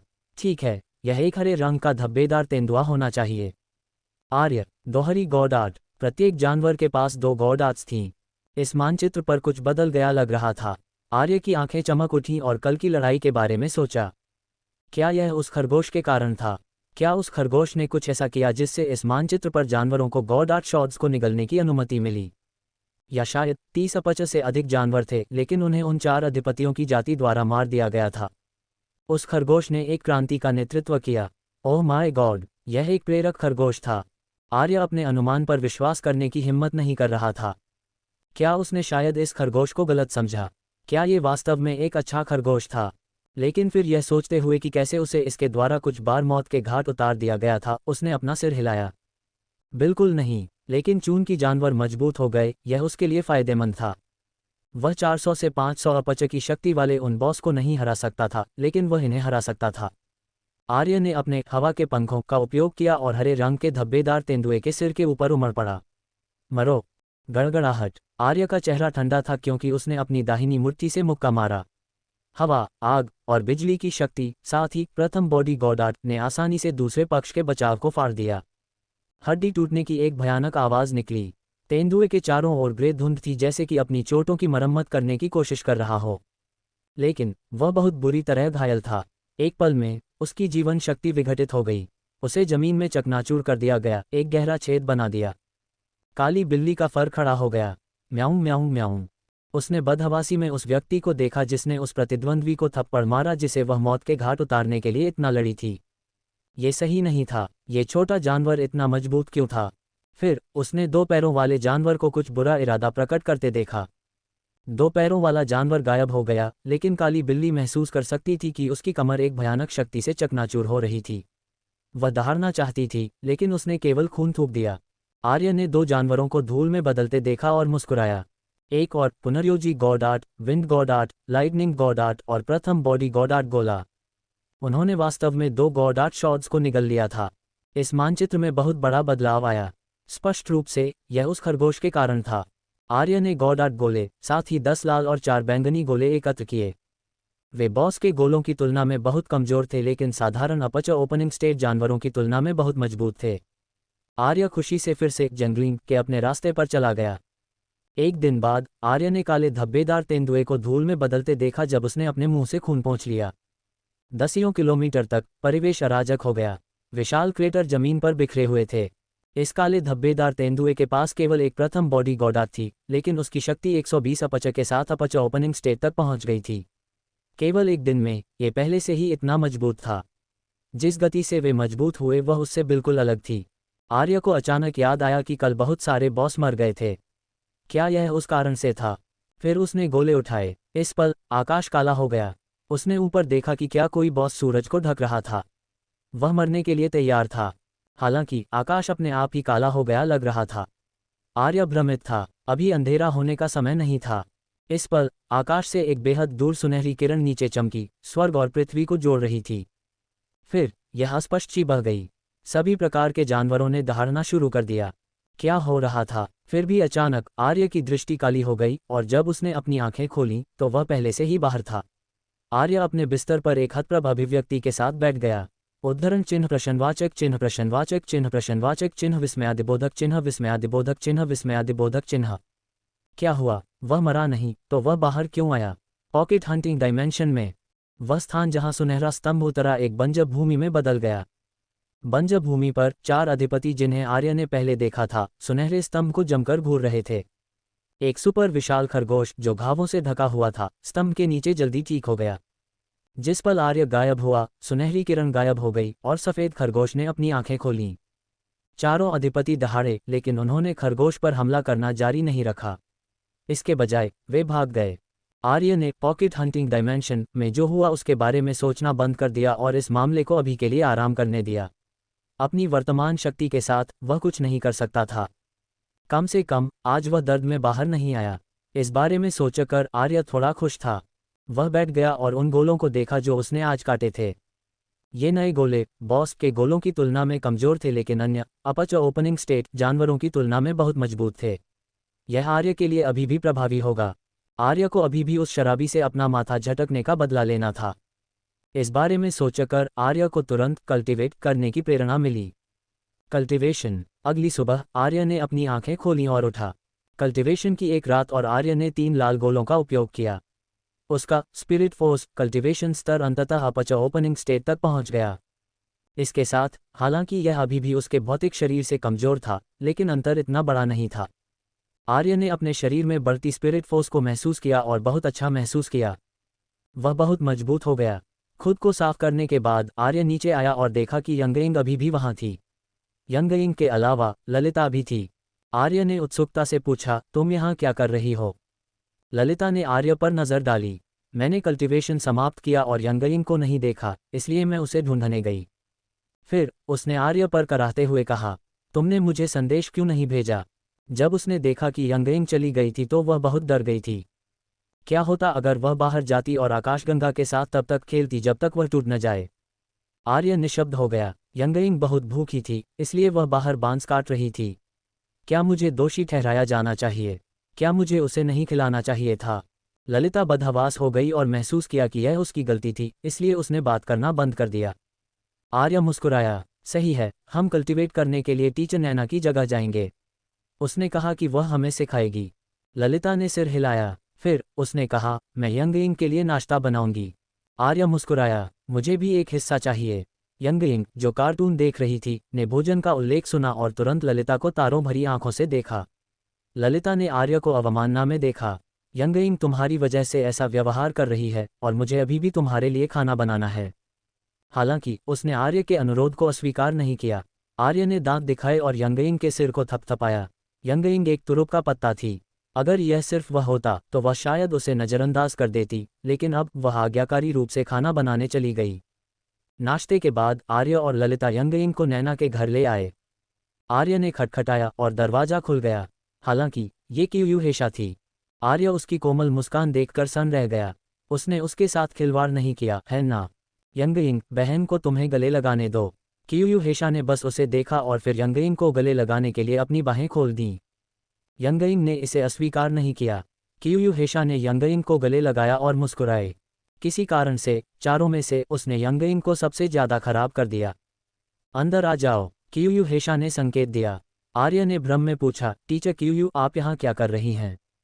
क्यूयूहेशा मुस्कुराए। मेरी डिवाइन आर्ट में कल सुधार हुआ इसलिए मैं इसे मादा टी-रेक्स के साथ परीक्षण करने गई। आर्य और ललिता उसके शब्दों से चौंक गए। 2 शीर्ष यंग ड्यूक्स का अभ्यास। वे वास्तव में देखना चाहते थे लेकिन वे बहुत देर से आए। आर्य पूछना चाहता था कि कौन जीता लेकिन इसके बारे में सोचा और नहीं पूछा। अगर क्यूयूहेशा हार गई तो यह अजीब होगा। अगर नैना हार गई और उसने इसे सुना तो वह नाराज होगी। इस पल नैना नीचे आए और मुस्कुराए। तुम लोग यहाँ हो, सही है, वर्चुअल रियलिटी पॉड्स तैयार हैं, ऊपर आ जाओ। कियूयू हेशा मुस्कुराए। छात्रों को पढ़ाना, मैं भी कर सकती हूँ, मैं भी आऊँगी। नैना ने एक भौं उठाए। तुम एम्परर कैपिटल एकेडमी की शिक्षिका हो, तुम क्यों शामिल हो रही हो? कियूयू हेशा ने दांत दिखाए। क्या तुम डरती हो कि मैं तुमसे बेहतर सिखा सकती हूँ और तुम्हारे छात्र को ले सकती हूँ? नैना ने घूरा। फिर आ जाओ। आर्य और ललिता इसके पहले से ही आदी थे, वे हंसना भी चाहते थे। भले ही दो यंग ड्यूक्स उन्हें पढ़ा रहे थे, ये निश्चित रूप से उनके लिए फायदेमंद था। उन्होंने यंगइंग को खेलने दिया जब उन्होंने वर्चुअल रियलिटी पॉड में प्रवेश किया। चारों ने ढीले मार्शल आर्ट्स वस्त्र पहने थे। कियूयू हेशा ने एक मोहक मुस्कान दिखाए। छोटे भाई आर्य, क्या तुम एक सेक्सी निजी शिक्षक चाहते हो? आर्य की मुस्कान जम गई। खासा, टीचर कियूयू विनोदी हैं। मेरी गॉड आर्ट और युद्ध शैली टीचर नैना के लिए अधिक अनुकूल है। कियूयू हेशा मुस्कुराए। फिर मैं ललिता को सिखाऊंगी। वह बस आर्य के साथ मजाक कर रही थी। जहां तक आर्य के फेडरल यूनिवर्सिटी चुनने की बात है, उसे इसकी परवाह नहीं थी क्योंकि यंगइंग आई थी। कियूयू हेशा ने उदासी से ललिता को देखा। तुम उस मादाती रेक्स को बहन नैना बुलाती हो, तुम मुझे टीचर कियूयू क्यों बुलाती हो? कम से कम हमने पहले एक साथ मौत का सामना किया है ना? मैं बहुत दुखी हूँ। आर्य, ललिता, नैना, पहली बार दोनों को एहसास हुआ कि नैना और कियूयू हेशा किस हद तक प्रतिस्पर्धा करते थे। उन्होंने एक शीर्षक पर भी लड़ाई की। ललिता मुस्कुराई। धन्यवाद बहन हेशा। कियूयू हेशा ने खुशी से सिर हिलाया। नैना ने उसे घूरा लेकिन कुछ नहीं कहा। आर्य इस पर विश्वास नहीं कर सकता था। शायद ऐसा इसलिए था क्योंकि वे पढ़ाने वाले थे। उसने आर्य को देखा और कहा, शुरू करो। आर्य ने सिर हिलाया। उसकी आंखें केंद्रित हो गईं क्योंकि उसने अपना घुटना मोड़ा और जमीन पर रौंदा। गड़गड़ाहट। आर्य गायब हो गया और जहां वह खड़ा था वहां दरारें दिखाई दीं। उसी समय आर्य नैना के बाईं ओर दिखाई दिया। उसकी aperture opening state spirit force cultivation, शारीरिक शक्ति, प्रथम बॉडी गॉड आर्ट और स्ट्रेंथ गॉड आर्ट एक ही समय में उपयोग की गई थीं। आर्य के शरीर पर एक काली रोशनी बहने लगी। उसके काले बालों और पुतली में ये धातु की चमक थी। उसकी ची विशाल काले बाघ की तरह प्रभावशाली और भयंकर हो गई। आर्य ने मौलिक गॉड आर्ट का उपयोग नहीं किया। आखिरकार नैना मौलिक गॉड आर्ट नहीं जानती थी। केवल स्ट्रेंथ गॉड आर्ट और बॉडी गॉड आर्ट का उपयोग करके उसके लिए समस्याओं का निदान करना आसान हो जाएगा। आर्य के दाहिने हाथ पर एक धुंधला काला क्रिस्टल अवरोध दिखाई दिया। उसने अपनी मुठ्ठियां भींच लीं। शक्ति उमड़ पड़ी, आसपास की हवा में कुछ लहरें पैदा कीं। गड़गड़ाहट। आर्य की दाहिनी मुट्ठी एक काली रोशनी में बदल गई जो नैना के दाहिने कंधे की ओर चली गई। भयंकर मुट्ठी बल ने नैना के सुंदर काले बालों को उड़ा दिया जिससे वे स्वतंत्र रूप से उड़ने लगे। उसका चेहरा शांत था। उसकी आंखों के नीचे सोने का एक टुकड़ा चमका। फिर उसके दाहिने हाथ ने आर्य के काले मुट्ठी बल को रोक दिया। टक्कर। बल के एक विस्फोट ने मंच को हिला दिया। कियूयू हेशा और ललिता जिन्होंने शुरू नहीं किया था उन्होंने देखा। कियूयू हेशा की सुंदर आंखें आश्चर्य में चौड़ी हो गईं। उसने आर्य की नवीनतम खबरों के बारे में सुना था लेकिन ये पहली बार था जब उसने आर्य की शक्ति देखी। उसे याद आया जब आर्य ने स्कूलों को चुना था। उस समय आर्य की शक्ति केवल एब्स्ट्रस मार्शल स्टेट के निचले स्तर पर थी। कम समय में ये बच्चा इस स्तर तक पहुंच सका। कोई आश्चर्य नहीं कि वह इतना वायरल था। ललिता ने आर्य की लड़ाई को ध्यान से देखा। एल्डर लिन की विरासत के साथ उसने तेजी से प्रगति की लेकिन वह अभी भी आर्य को पकड़ने में सक्षम नहीं थी। आर्य हमेशा उसे हरा रहा था। वह उसे पछाड़ने वाली थी। नैना थोड़ी हैरान थी। कल की तुलना में ये बच्चा और भी मजबूत हो गया। ये बहुत कुछ नहीं था लेकिन वह अभी भी इसे महसूस कर सकती थी। बूढ़े आदमी का बच्चे पर अनुकूल प्रभाव होने का एक कारण था। बेशक नैना ये कहने वाली नहीं थी। जैसे ही आर्य का हाथ नैना की हथेली को छुआ उसे लगा कि उसकी मूल रूप से शक्तिशाली शक्ति रेत की तरह बिखर गई। ये बहुत कमजोर हो गई थी। वह पीछे हटना चाहता था लेकिन नैना की उंगली पहले से ही उसके सिर के पास आ रही थी। आर्य केवल देख सकता था जब उसकी उंगली ने उसके माथे को छुआ। उन लंबी उंगलियों से एक विशाल शक्ति आई। यह उसके माथे पर उतरी। अचानक उसका सिर एक विशाल शक्ति के साथ वापस लाया गया। यह आदमी। आर्य अपने शरीर भर में अदृश्य रूप से हिल गया, उसकी शक्ति को कम कर दिया। वह पलट गया और उतरा। फिर उसने अपना माथा ढका। नैना ने मजाक किया, शक्ति को कम करने में बुरा नहीं, लेकिन तुम्हारी शक्ति बहुत बिखरी हुई है और हरकतें बहुत बड़ी हैं। तुम इसे पूरी तरह से नियंत्रित नहीं कर सकते। तुम्हें इसे नियंत्रित करने का अभ्यास करने की आवश्यकता है। वह शक्ति को कम करने में अच्छा था क्योंकि कल उसे उसके द्वारा कुछ 100 बार झटका दिया गया था। हालांकि नैना अभी भी काफी संतुष्ट थी। अन्य aperture opening state martial artists की तुलना में आर्य की शक्ति की महारत बहुत उच्च स्तर पर है। हालांकि उसकी आवश्यकताएं बस अधिक थीं। कियूयू हेशा और ललिता को लगा कि आर्य को दर्द में देखना मजेदार था। ललिता ने गहरी सांस ली और कहा, बहन हेशा, चलो हम भी शुरू करें। आर्य ये भी नहीं जानता था कि क्या कियूयू हेशा अभी भी एम्परर कैपिटल एकेडमी की शिक्षिका थी। अगर एम्परर कैपिटल एकेडमी के छात्रों को पता चलता कि उनकी शिक्षिका फेडरल यूनिवर्सिटी के छात्रों को पढ़ा रही थी तो क्या वे उग्र होंगे। 2 दिन बाद गृह जिन्याओं से खबर आए, उन्हें सूचित किया गया कि दाव आत्मज्ञान कक्ष खाली था। नैना कियूयू हेशा, ललिता और आर्य साथ ही यंगइंग को गृह जिन्याओं ले गई।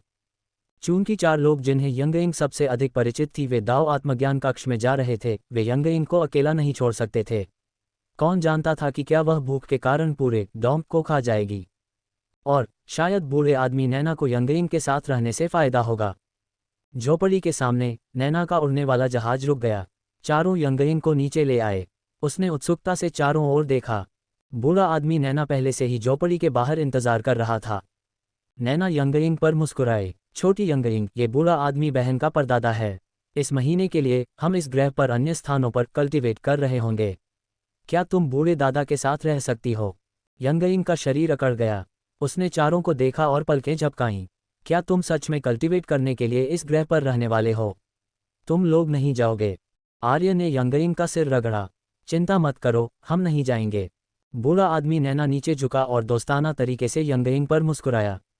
तुम यंगइंग हो, है ना? तुम्हें यह महसूस करने में सक्षम होना चाहिए कि बड़े भाई और बहन इस ग्रह पर हैं। चिंता मत करो, तुम मेरे साथ यहाँ खेल सकती हो, ठीक है? यंगइंग ने चारों को हिचकिचाते हुए देखा। आखिरकार उसका दोस्त पहले एक बार चला गया था। वह नहीं चाहती थी कि ऐसा दोबारा हो, लेकिन चूंकि उन्होंने कहा कि वे इस ग्रह पर थे, वह अभी भी उन्हें महसूस कर सकती थी। ये सोचकर यंगइंग ने सिर हिलाया। तो जल्दी वापस आना। ललिता ने यंगइंग का चेहरा रगड़ा। चिंता मत करो, हम 1 महीने में वापस आएंगे। कियूयू हेशा ने यंगइंग को गले लगाया। बड़ी बहन यंगइंग को पीछे नहीं छोड़ेगी। नैना ने कुछ सोचा और बूढ़े आदमी नैना से कहा, बूढ़े आदमी, आप यंगइंग को पीने नहीं दे सकते। आर्य और बाकी द्वारा ब्रेन वॉश किए जाने के बाद उसे अंततः एहसास हुआ कि यंगइंग के लिए पीना अनुचित था। आर्य और अन्य, यंगइंग पहले से ही एक खाने की शौकीन थी। अगर वह शराबी भी बन गई तो तबाही मच जाएगी। बूढ़ा आदमी नैना मुस्कुराया और सिर हिलाया। चिंता मत करो, मुझे पता है। भले ही उसके पास मौका होता, वह नहीं करता। कौन जानता था कि क्या शराब यंगइंग को प्रभावित करेगी? अगर कुछ हुआ तो ये पूरी मानव जाति को प्रभावित करेगा। आर्य और अन्य 3 उड़ने वाले जहाज पर झोपड़ी छोड़ गए और झोपड़ी से बहुत दूर एक छोटे शहर में आए। इस शहर की त्रिज्या केवल 20 किलोमीटर थी। इसमें सभी प्रकार की तोपों और ऊर्जा अवरोध उपकरणों के साथ 10 मीटर ऊंची काली दीवारें थीं। अंदर के घर ऊंचे नहीं थे, वे केवल 2 मंजिला थे और काले भी थे। ये पूरा शहर डार्क चॉकलेट जैसा लग रहा था। शहर के सामने एक बड़ा स्पेस स्टेशन था, लेकिन केवल कुछ उड़ने वाले जहाज आते जाते थे। नैना ने अपना जहाज वहां खड़ा किया और चारों बाहर निकल गए। कियूयू हेशा मुस्कुराए। ये जिन्याओ शहर में तुम्हारी पहली बार है। मैं तुम्हें यहाँ के नियम बताऊंगी ताकि अगली बार जब तुम अकेले आओ तो उन्हें तोड़ो नहीं। यहाँ नियम तोड़ना बहुत गंभीर है। कृपया बोलें, टीचर। जिन्याओ शहर डॉन सिस्टम का सबसे बड़ा खजाना कोव है। डॉन नेटवर्क पर उच्च शैक्षणिक क्रेडिट की आवश्यकता वाली वस्तुएं यहाँ रखी जाती हैं। यदि कोई उड़ने वाला जहाज शहर के ऊपर उड़ता है तो उसे बिना किसी हिचकिचाहट के मार गिराया जाएगा। उड़ने वाले जहाज को स्पेस स्टेशन पर रुकना चाहिए। शहर में प्रवेश करने से पहले तुम्हें पंजीकरण करना होगा। उसके बाद तुम केवल वहीं जा सकते हो जहां तुम्हारा इनाम है, क्योंकि अन्य स्थानों पर भटकना मना है। तुम शहर में उड़िया लड़ नहीं सकते या तुम्हारे पुरस्कार जब्त कर लिए जाएंगे। अपराध की गंभीरता के आधार पर सजा भी होगी। कुछ विशेष पुरस्कार हैं जिन्हें वहां ले जाने के लिए लोगों की आवश्यकता होती है। आर्य और ललिता ने ध्यान से याद रखा। जैसे जैसे वे एक दूसरे के साथ बात कर रहे थे, वे जल्द ही शहर के फाटकों पर आ गए। शहर का फाटक केवल 3 मीटर चौड़ा था। वहां एक पहचान स्कैनिंग उपकरण स्थापित था। एक बेहद हैंडसम सफ़ेद बालों वाला आदमी अपनी आंखें बंद करके कुर्सी पर बैठा था। आर्य ने इस आदमी को देखा और बदहवास हो गया। ये लोकेश था। उसने उसे स्कूल में थोड़ी देर के लिए नहीं देखा था। आर्य को उससे यहाँ मिलने की उम्मीद नहीं थी। क्या वह फाटकों की रखवाली कर रहा था? आर्य को अंदर गहराई से अजीब लगा। फेडरेशन में इस नंबर 1 हैंडसम यंग ड्यूक ने भी गेट की इतनी अच्छी रखवाली की, लेकिन आर्य को लगा कि वह भी उसी स्थिति में इतना हैंडसम होगा। जब उसने लोगों के पास आने को महसूस किया तो लोकेश ने अपनी आंखें खोलीं। नैना और क्यूयूहेशा को एक साथ देखने के बाद वह भी एक पल के लिए बदहवास हो गया। क्या वे दोनों एक दूसरे को देखते ही नहीं लड़ते थे? क्या वे जिन्याओ शहर में एक साथ आए थे? जब उसने आर्य और ललिता को देखा तो वह और भी भ्रमित था। आर्य और ललिता की उस पर गहरी छाप थी, लेकिन उनके पास ग्रह जिन्याओ आने का कोई कारण नहीं होना चाहिए। खरीदा गया खजाना सीधे छात्रों को भेजा जाएगा। जिन लोगों को यहाँ जगह में प्रवेश करने की आवश्यकता थी वे या तो दाओ आत्मज्ञान कक्ष, बॉडी रिफाइनमेंट रूम और उल्लिखित चीजों के समान चीजों के लिए आए थे। ओम, नैना मुस्कुराए। बुरे लोकेश, हम दाओ आत्मज्ञान कक्ष में जा रहे हैं। वे एक ही स्कूल के शिक्षक थे और यंग ड्यूक्स भी थे, लेकिन इसका मतलब यह नहीं था कि उनके बीच कोई प्रतिस्पर्धा नहीं थी। नैना के पास अपनी शक्ति में सुधार करने का अवसर था और इस प्रकार लोकेश को देखकर बहुत खुश महसूस किया। क्यूयूहेशा भी वैसी ही थी, लेकिन उसने कुछ नहीं कहा। लोकेश ने दोनों पर नज़र डाली और कंप्यूटर निकाला। उसने जानकारी की जांच करना शुरू कर दिया। जब उसने देखा कि नैना के पास वास्तव में दाओ आत्मज्ञान कक्ष के समय का 1 महीना था तो उसके हाथ अकड़ गए जबकि उसकी पुतलियां सिकुड़ गईं। फिर उसने क्यूयूहेशा की जांच की। ये भी 1 महीना था। उसने ऊपर देखा और स्पष्ट रूप से कहा, नैना, क्यूयू, तुम लोगों ने इस बार काफ़ी कमाया। नैना ने दांत दिखाए। ये कुछ भी नहीं है, हम बस थोड़े भाग्यशाली हैं। क्यूयूहेशा ने आकर्षक रूप से मुस्कुराया। ये वास्तव में अच्छी किस्मत है। लोकेश मुस्कुराया। किस्मत शक्ति का एक हिस्सा है। मेरे पास ये किस्मत नहीं है। वह किस्मत में बिल्कुल विश्वास नहीं करता था। अगर किस्मत आपको दाओ आत्मज्ञान कक्ष में 1 महीना दे सकती है तो वह किस तरह की किस्मत होनी चाहिए? वह देख सकता था कि दोनों समझाना नहीं चाहते थे। चूंकि वे इसे नहीं कह सकते थे तो वह स्वाभाविक रूप से अब नहीं पूछेगा। इसके बाद उसने आर्य और ललिता को देखा। तुम्हारे पुरस्कारों के बारे में क्या? आर्य मुस्कुराया। हम भी दाओ आत्मज्ञान कक्ष में जा रहे हैं। लोकेश ने सदमे में आर्य और ललिता को देखा। वह युद्ध के मैदान से पुरस्कारों के बारे में जानता था। कोई दाओ आत्मज्ञान कक्ष पुरस्कार नहीं था। क्या इन 2 नए छात्रों ने कुछ ही दिनों में एक कठिन मिशन पूरा किया? उसने आह भरी। वे वास्तव में डॉन सिस्टम के नंबर 1 और 2 नए छात्र थे। उस समय आर्य की शक्ति उससे भी अधिक मजबूत थी। उसने आह भरी और आर्य की जानकारी खोली। वह देख सकता था कि आर्य के पास भी दाओ आत्मज्ञान कक्ष के समय का 1 महीना था। इस बिंदु पर उसकी मुस्कान जमने से खुद को रोक नहीं सकी। उसे लगा कि यह असंभव था। ये सही नहीं था। दाओ आत्मज्ञान कक्ष में 1 महीने का समय 100 मिलियन से अधिक शैक्षणिक क्रेडिट के लायक था। उसे भी वह प्राप्त करने में काफ़ी समय लगा। आर्य बस एक नया छात्र था, ऐसा कैसे हो सकता था? उसने गहरी सांस ली और ललिता की प्रोफाइल भी देखी। वास्तव में 1 महीना था। लोकेश ने मुस्कुराने से पहले आर्य और ललिता को गहराई से देखा। यह इनाम तुम्हारे लिए बहुत फायदेमंद है, इसलिए इसे बर्बाद मत करो। आर्य और ललिता ने जल्दी से सिर हिलाया। आपकी याद दिलाने के लिए धन्यवाद, टीचर लोकेश। अंत में लोकेश ने 4 लोगों को पंजीकृत करने की प्रक्रिया पूरी की। अपनी पहचान प्रमाणित करने के बाद चारों ने शहर के फाटकों में प्रवेश किया। चारों को प्रवेश करते देख लोकेश की आंखें चमक उठीं। उसने डेटा की जांच की। इतने उच्च पुरस्कार प्राप्त करने के लिए उन्होंने कौन सा मिशन पूरा किया, इसके बारे में कुछ भी संकेत नहीं दिया गया था। उनके पुरस्कार एक ही समय में आए। स्पष्ट रूप से मिशन एक ही था। लोकेश ने हाल ही में हुई बड़ी चीज़ों के बारे में सोचा। फिर उसकी आंखें सिकुड़ गईं। उसे याद आया कि कुछ दिन पहले पूरा डॉन सिस्टम अचानक अंधेरे में डूब गया था। फेडरल यूनिवर्सिटी के ऊपर तारों की रोशनी मंडरा रही थी। क्या वह भयानक उन चारों से संबंधित थी? लोकेश ने अपना सिर हिलाया।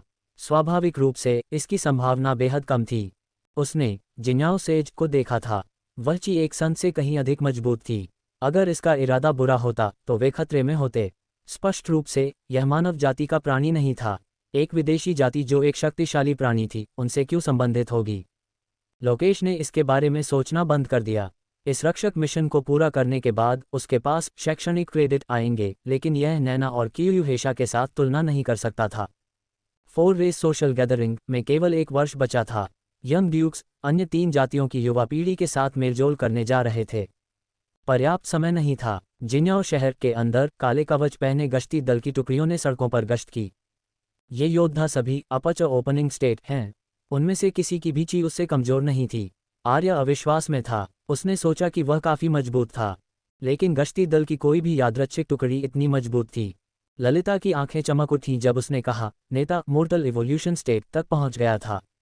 आर्य, खैर, वह अभी भी एक नौसिखिया था। नैना और क्यूयूहेशा मुड़ी। नैना ने गश्ती दल पर नजर डाली और मुस्कुराए। सभी कीमती मानव खजाने यहाँ रखे गए हैं। बेशक जब इस जगह की रक्षा की बात आती है तो वे सख्त होंगे। यहाँ सभी साधारण गश्ती योद्धा अपच ओपनिंग स्टेट हैं, जबकि उनका कप्तान मोर्टल इवोल्यूशन स्टेट है। शहर में एक प्लेनेटरी स्टेट भी है। साथ ही मेरा बूढ़ा आदमी यहाँ है। ये पूरे डॉन सिस्टम में सबसे सुरक्षित जगह है। आर्य और ललिता उसके स्पष्टीकरण से बदहवास महसूस कर रहे थे। कियूयूहेशा ने जारी रखा, यहाँ रखवाली करने का इनाम काफ़ी अच्छा है। सैन्य सेवा के बाद कई स्नातक यहाँ काम करने आते हैं। अन्यथा आपको क्या लगता है कि लोकेश यहाँ दरवाजे की रखवाली क्यों कर रहा है? इनाम प्लेनेटरी स्टेट से बस कम है। ये गश्ती योद्धाओं से अधिक है। तो वे सभी स्नातक थे। आर्य ने सोचा कि वे अभी भी पढ़ रहे थे। जल्द ही चारों दाव आत्मज्ञान कक्ष के क्षेत्र में आ गए। पूरे शहर में 6 दाव आत्मज्ञान कक्ष थे। प्रत्येक कमरे में 4 बाड़े थे। कुल मिलाकर 24 बाड़े थे। प्रत्येक का उपयोग एक समय में केवल एक व्यक्ति द्वारा किया जा सकता था, या प्रभाव अच्छा नहीं होगा। बाहर से दाव आत्मज्ञान कक्ष क्षेत्र अन्य क्षेत्रों से अलग नहीं लग रहा था। ये सब 2 मंजिला ऊंचा था। आर्य ने पाया कि वहां 2 पुरुष छात्र थे। वे फेडरल यूनिवर्सिटी से नहीं थे, लेकिन आर्य अभी भी नहीं जानता था कि वे किस स्कूल से थे। उसने अभी तक एम्परर कैपिटल एकेडमी की वर्दी भी नहीं देखी थी। जब उन्होंने चारों को चलते देखा तो दोनों एक बाड़े में प्रवेश करने के लिए तैयार थे। जब उन्होंने देखा कि यह नैना और कियूयूहेशा थी तो उनके चेहरे और भी अजीब थे। पूरा डॉन सिस्टम दोनों से बहुत परिचित था। जब उन्होंने आर्य और ललिता को देखा तो उनके चेहरे और भी बदल गए। क्या वे नए छात्र नहीं थे? वे यहाँ क्या कर रहे थे? आर्य और ललिता पहले से ही प्रथम वर्ष की मार्शल रैंकिंग पर पहले स्थान पर थे। इसने डॉन सिस्टम के मंचों पर काफ़ी गर्मागर्म चर्चा पैदा की। वे बस नए छात्र थे और फिर भी वे दाव आत्मज्ञान कक्ष में आ सकते थे। वे फेडरल यूनिवर्सिटी या एम्परर कैपिटल एकेडमी से नहीं थे, लेकिन उनकी युद्ध शक्ति अपच ओपनिंग स्टेट के मध्य चरण में थी। इसके बावजूद उन्होंने काफ़ी प्रयास किया और 2 घंटे पाने के लिए काफ़ी खतरे से गुजरे। फिर भी ये 2 नए छात्र समान थे। ये देखकर कि दोनों उन्हें बदहवासी में कैसे देख रहे थे, नैना ने भौहें सिकुड़ी। क्या तुम लोग अंदर जाने वाले हो? दाव आत्मज्ञान कक्ष में समय कीमती है। तुम इसे बर्बाद करने वाले हो। लोग बारी बारी से दाव आत्मज्ञान कक्ष का उपयोग करते थे। इसे खाली छोड़ना संसाधनों की बर्बादी थी। दोनों जागे और जल्दी से अपने अपने बाड़ों में चले गए। आर्य और उसका समूह बाहर इंतजार कर रहा था। चूंकि जल्द ही उनकी बारी थी, स्पष्ट रूप से उन्हें लंबे समय तक इंतजार नहीं करना होगा। 3 मिनट बाद 2 बाड़े खुले। 2 छात्र मुस्कान के साथ बाहर निकले। स्पष्ट रूप से उन्हें काफ़ी लाभ हुआ। जब उन्होंने आर्य और अन्य 3 को देखा तो वे सन्न रह गए, लेकिन नैना ने कहा, आर्य और ललिता तुम लोग पहले जाओ। बाड़े को खुला नहीं छोड़ा जा सकता। दोनों ने सिर हिलाया। 2 छात्रों की हैरान नज़रों के नीचे अपनी पहचान सत्यापित की और प्रवेश किया। आत्मज्ञान कक्ष का दरवाजा जल्द ही बंद हो गया। बाहर की आवाज़ें पूरी तरह से कट गईं। आर्य ने फिर अपने परिवेश का अध्ययन किया। दीवार और छत सभी सफ़ेद अज्ञात सामग्रियों से बने थे। उन्होंने ये फीकी चमक उत्सर्जित की। फर्श उसी सामग्री से बना था, लेकिन एक गद्दी थी। आर्य गद्दी पर बैठ गया। उसके पास केवल 1 महीना था, इसलिए उसे निश्चित रूप से कड़ी मेहनत करनी थी। उसने अपना फ़ोन निकाला। यहाँ कोई संकेत नहीं था, लेकिन उसने डिवाइन आर्ट बचा ली थी। उसके हवा के पंख, साथ ही बिजली के पंख चरम पर पहुंच गए थे। अभी वह हवा और बिजली के पंख सीखना शुरू करने वाला था। आर्य ने एक बॉस से एक बैंगनी गोला इस्तेमाल किया और उसका दिमाग तुरंत साफ हो गया। इसके बाद उसने हवा और बिजली के पंखों के शब्दों को पढ़ना शुरू किया। जल्द ही आर्य ने दाव आत्मज्ञान कक्ष में अंतर देखा। जब उसने हवा और बिजली के पंख सीखना शुरू किया और अवचेतन रूप से विंड गॉड आर्ट और लाइटनिंग गॉड आर्ट का उपयोग किया, तो वह दुनिया में 2 गॉड आर्ट्स के रहस्यों को महसूस कर सकता था। वह डिवाइन आर्ट की लय भी महसूस कर सकता था। ये बहुत स्पष्ट था और पॉकेट हंटिंग डायमेंशन के गॉड आर्ट गोलों और डिवाइन आर्ट रून के साथ तुलना नहीं कर सकता था, लेकिन कम से कम ये खाली नहीं होगा। यह अन्य छात्रों के लिए बहुत बड़ा सुधार होगा। कोई आश्चर्य नहीं कि इतने सारे लोग इसका इस्तेमाल करते थे। दाव आत्मज्ञान कक्ष की मदद से वह शायद 2 गुनी तेजी से सीख सकता था। जब आर्य डिवाइन आर्ट के रहस्य में डूबा हुआ था तो एक अलार्म घंटी बजी, जिसने आर्य के विचार को बाधित कर दिया। उसने लगभग अपना फ़ोन तोड़ दिया। सौभाग्य से उसे याद आया कि उसने अलार्म लगाया था।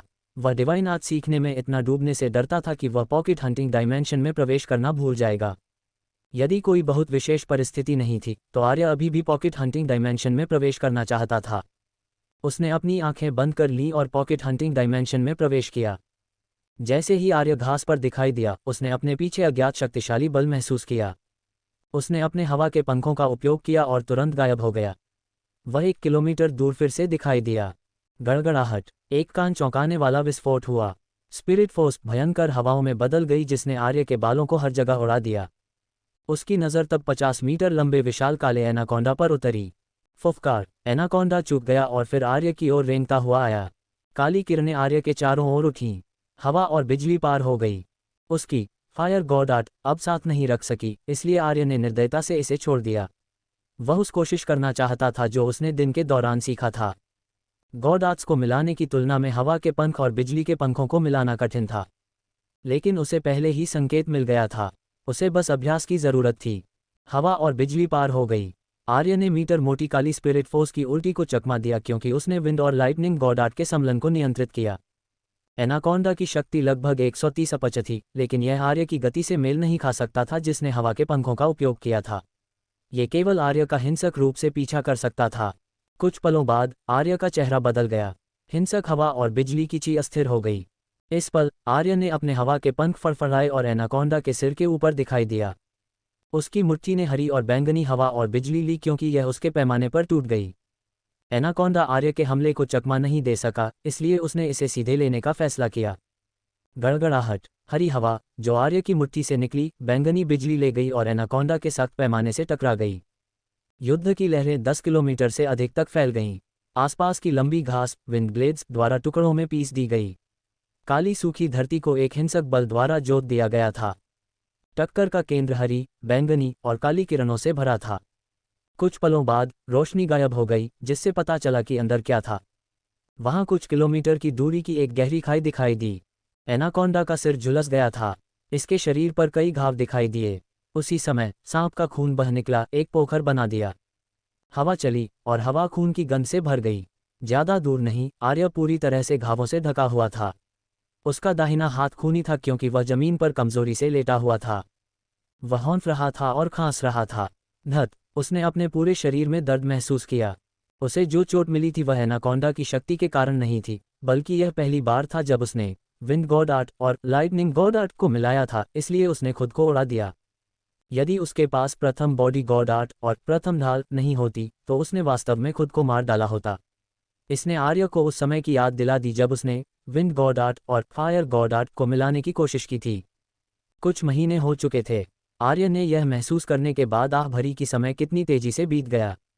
उसने धूल में बदल गए एनाकोंडा तक उड़ने के लिए विंड गॉड आर्ट का उपयोग किया और जल्दी से जाने से पहले गोले एकत्र किए। अब अधिक से अधिक बॉस थे। अगर कोई शक्तिशाली जानवर आता तो यह अच्छा नहीं होता। आर्य पुनर्योजी गॉड आर्ट का उपयोग करते हुए घास में उड़ गया। आधे घंटे बाद आर्य पूरी तरह से ठीक हो गया था। बस इतना है कि उसने बहुत सारी ऊर्जा का उपयोग किया। ऐसा लग रहा था कि उसे अपनी पुनर्योजी गॉड आर्ट में सुधार करने की आवश्यकता थी। ठीक होने के दौरान लड़ना वही था जो आर्य अब अपना रहा था। वह उड़ गया और पाया कि इस क्षेत्र के जानवर पहले की तुलना में बहुत मजबूत थे। मूल रूप से उसे 1000 किलोमीटर की सीमा के भीतर एक अपच ओपनिंग स्टेट जानवर नहीं मिल सकता था, लेकिन अब वह हर 100 किलोमीटर पर एक पा सकता था। बहुत सारे मजबूत अपच ओपनिंग स्टेट जानवर थे जिन्होंने गॉड आर्ट शॉट्स को निगल लिया था। यह अच्छी बात थी कि आर्य ने स्टील तकनीक सीखी, वरना वह पकड़ा जाता। लेकिन भले ही वह भागता, ये जानवर उसे पकड़ नहीं पाते। जब उसने हवा और बिजली के पंख सीखे तो वह हरे पक्षी बॉस को भी ढूंढना चाहता था और परीक्षण करना चाहता था कि क्या वह पकड़ा जाएगा। यदि नहीं तो वह बहुत खुश होगा। घास का मैदान इतना बड़ा था, वह जहां चाहे जा सकता था।